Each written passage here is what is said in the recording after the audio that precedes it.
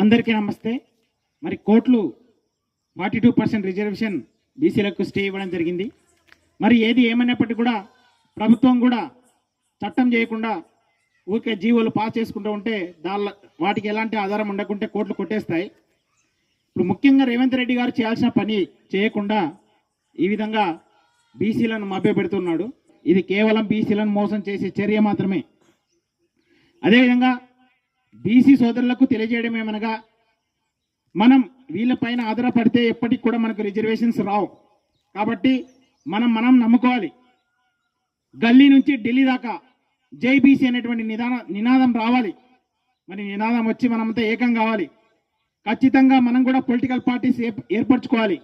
మరి ఉన్నత వర్గాల పార్టీలు కాకుండా సొంత పార్టీలతోనే మనం పార్లమెంటులో ఏ రోజు అయితే అడుగు పెడతామో ఆ రోజే మన అభివృద్ధి అనేది మొదలవుతుంది. అది రాజకీయంగా కావచ్చు, ఆర్థికంగా కావచ్చు, సామాజికంగా కావచ్చు. గుర్తుపెట్టుకోండి, రాసి పెట్టుకోండి. కాబట్టి ఖచ్చితంగా ప్రతి గ్రామంలో, ప్రతి గల్లీలో బీసీ ఉద్యమం అనేది మొదలు కావాలి.